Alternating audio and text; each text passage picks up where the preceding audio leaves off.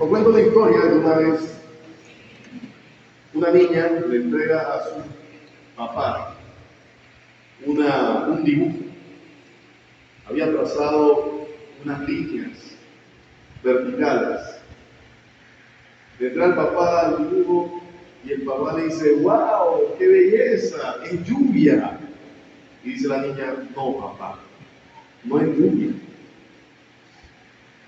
El papá llama a la mamá y dice: mira, ¿qué es? Y la mamá dice: si no es lluvia, entonces tiene que ser como unas carreteras. Dice la niña: no, papá, no es una carretera.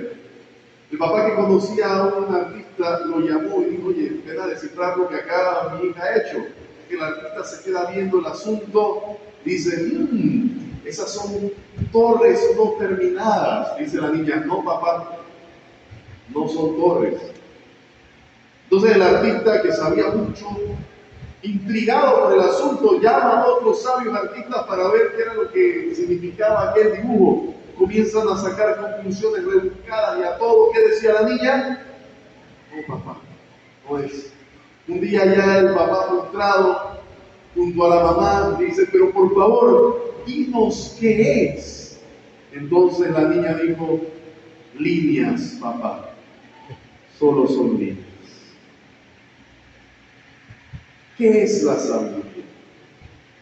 La sabiduría no es saber cosas.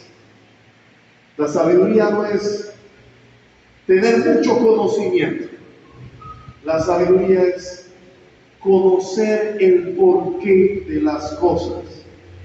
Y como conozco la causa de las cosas, entonces soy capaz de juzgar las cosas como son. ¿De qué me vale a mí saber de arte si no conozco el corazón y el pensamiento del artista, como en el relato? ¿De qué me vale a mí saber de música si no la disfruto? Si canto pero no me digo las letras. ¿De qué me vale a mí venir a misa? Si vengo a misa, me entra la palabra por aquí, me sale por allá, y no degusto, no disfruto lo que el Señor me dice en la palabra y cómo se hace presente en la Eucaristía del pan y del vino. ¿De qué me vale ser sacerdote si no disfruto la santidad del ministerio? ¿De qué me vale gobernar si no conozco la necesidad del pueblo? ¿De qué me vale saber tanta cosa si al final no me sirve para nada?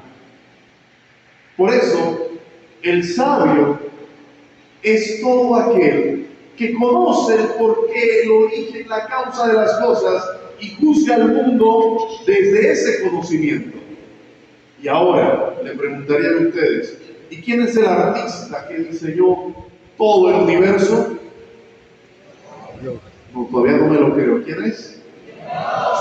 Entonces, para poder conocer el universo, para poder conocerme a mí mismo, conocer a los demás y juzgar las cosas bien y tomar decisiones sabias, ¿a quién debo conocer? Si no conozco a Dios, ni una sola decisión en mi vida será tomada con sabiduría. Por eso la palabra de Dios hoy presenta varios ejemplos. Y el primer ejemplo que presenta es el Evangelio. En el Evangelio Jesús lo sigue una multitud. Como nosotros hoy aquí seguimos a Jesús. Pero esa multitud no conocía el corazón de su maestro.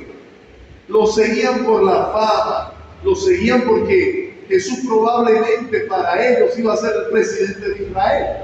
Y si Jesús iba a ser el presidente de Israel, el rey de Israel, ellos iban a estar en la rosca. Le seguían por interés, no conocían el corazón de su maestro. Por tanto, todo en el seguimiento de Jesús lo juzgaban mal. Por eso es que Pedro, cuando está en el Getsemaní, saca una espada para cortarle la oreja a Malco. Por eso es que Judas Iscariote traiciona a Jesús, porque no conocía el corazón de su maestro. Por eso Jesús dice: aquel que quiere venir detrás de mí y no deja padre, madre, hijos, mujer y la plata, no es digno de seguirme. Porque no podemos seguir a Jesús amando al mundo. No puede haber algo por encima de Cristo. Si hay algo por encima de Cristo, todo lo de Cristo lo vamos a juzgar mal. Si yo amo más mis criterios que los criterios de Dios, cuando alguien me haga un mal, yo no voy a creerme eso de hay que perdonar hasta 70 veces 7. Que te perdone Dios, porque yo no. Y hay gente que se inventa un texto bíblico. Usted sabe que existe inventación en 3:4. Sí, ¿cuál es ese? Yo no perdono, yo disculpo.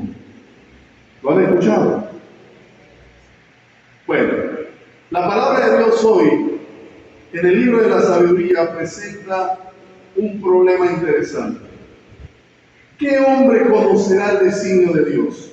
¿O quién se imaginará lo que el Señor quiere? Los pensamientos mortales son frágiles e inseguros nuestros razonamientos, porque el cuerpo mortal oprime el alma, y esta tienda terrena abruma la mente pensativa. Lo contrario a la sabiduría es la necedad. Bíblicamente, el necio es aquel que se ha apartado de la voluntad de Dios. Pero la necedad, ¿qué la origina? Si la sabiduría es conocer el porqué de las cosas y juzgar las cosas como son y no como yo creo que son, y la sabiduría divina es conocer a Dios y juzgar las cosas según el criterio de Dios, según la verdad de Dios, la necedad es todo lo contrario. La necedad es juzgar, no conocer las cosas, conocerlas como a mí me da la gana, y juzgar las cosas según mi propio criterio. Entonces el necio siempre toma malas decisiones. Por eso es que dice el Señor en el Evangelio que cuidado, si vas a construir una torre y no presupuestas bien, te vas a quedar a medio palo y la gente que va a hacer se va a burlar de ti. Cuidado, si vas a salir a una batalla con 10,000 y el otro tiene 20,000, serías muy necio si quieres seguir en esa batalla. Por eso dice el Señor, cuidado, hay personas que toman decisiones de forma negativa porque son necios. ¿Y cuando somos necios? Cuando no conocemos el porqué, la naturaleza y el origen de las cosas, sino que juzgamos todo desde nuestros propios intereses. ¿Cuántas veces no hemos hecho un juicio negativo hacia alguien y nos hemos equivocado? ¿Cuántas veces tomamos malas decisiones porque simplemente las tomamos por emotividad o sin razonarlas o pensarlas bien? ¿Cuántas veces hemos cargado el peso de nuestros errores?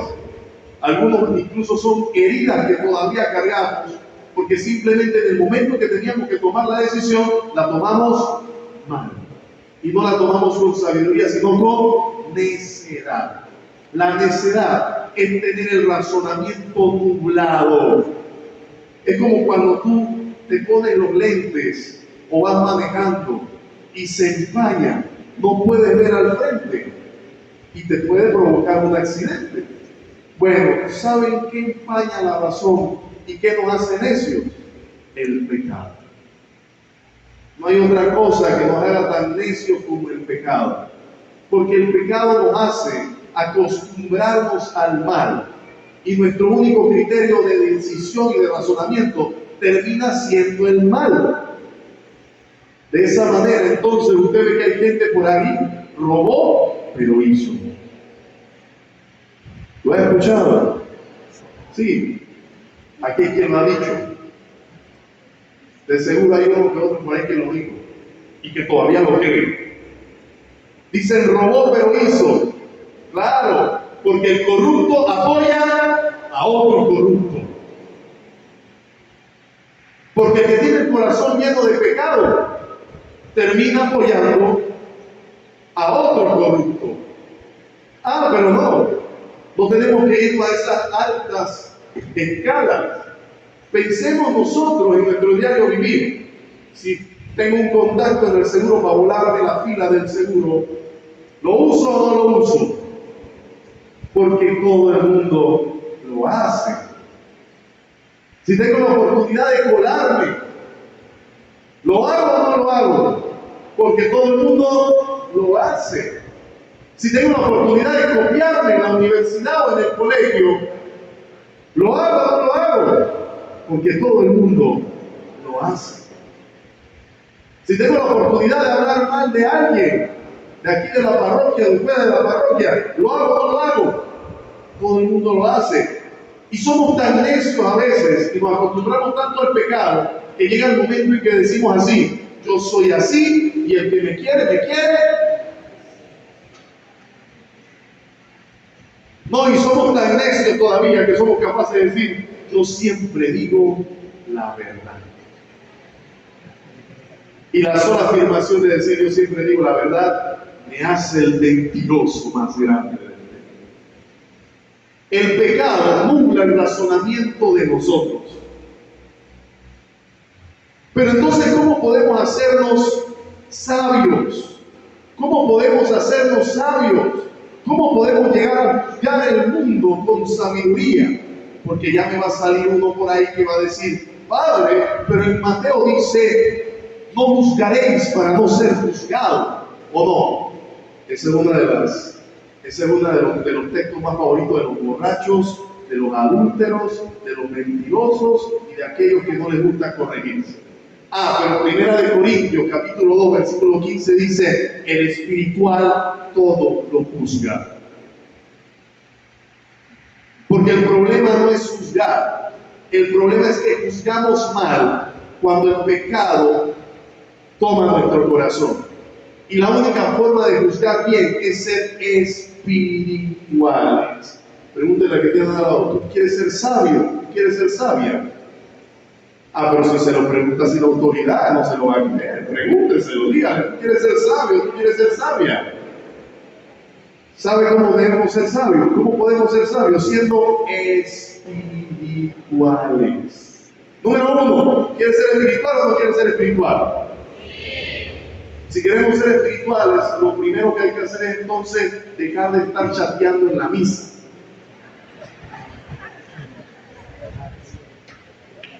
Lo primero que hay que hacer. Yo no sé para qué traemos el celular a misa. No entiendo para qué traemos el celular a misa. Sí.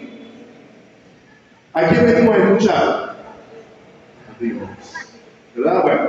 Bueno, eso no era. Lo que pasa es que había alguien chateando por ahí. Y se me fue el ojo así como un camaleón. Número 1, si queremos ser espirituales, hay que escuchar la palabra de Dios. ¿Qué es lo primero si queremos ser espirituales? ¿Qué hay que hacer? Si no leemos la Biblia, estamos en el mes de la Biblia. Si no leemos la Biblia, entonces ¿cómo vamos a saber la voluntad de Dios? ¿Cómo? ¿Sabe lo que significa sabiduría? Sabiduría viene del verbo latino saper, que significa saborear. La sabiduría, nadie es sabio si no saborea las cosas de Dios. Entonces lo primero que hay que hacer es escuchar la palabra de Dios. ¿Y cómo escuchamos la palabra de Dios? Leyendo la palabra de Dios. ¿Cómo vamos a saber cuál es la voluntad de Dios, la sabiduría de Dios, si no leemos su palabra y no la conocemos? Número 2, hay que hablar con Dios. ¿Qué es lo número 2? Hablar con Dios. ¿Y cómo hablamos con Dios? Por medio de la oración. Mire, yo le quisiera poner un ejemplo facilito. Váyase a su celular en cualquier momento. Fíjese cuánto tiempo demoramos en el celular. Fíjese cuánto tiempo, un día hacer una matemática, fíjese cuánto tiempo demoramos hablando mal del otro. Fíjese cuánto tiempo demoramos viendo la novela turca. Fíjese cuánto tiempo pasamos juzgando a nuestros superiores. Fíjense cuánto tiempo pasamos haciendo cosas que no sirven para nada. Pero si no oramos, no podremos nunca actuar con sabiduría. Y por último, saber no es solamente conocer cosas. Saber es conocer las cosas y ponerlas en práctica. En hebreo la palabra sabiduría se dice chokmah. ¿Cómo se dice? Dígale al que tiene al lado, chokmah. Ahora felicítelo porque habla hebreo. Jogma, sabiduría, significa conocer la voluntad de Dios y ponerla en práctica. Porque sabio no es el que sabe cosas, sabio es el que sabe vivir.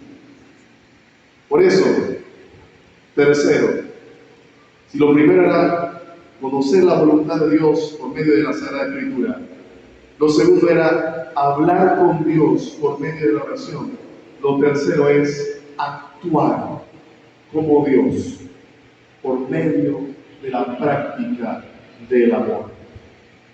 Hazle el bien a todo el mundo y crecerás siempre en sabiduría. Por eso es que Pablo, en la segunda lectura, era más libre que Onésimo. Le escribió una carta a Filemón,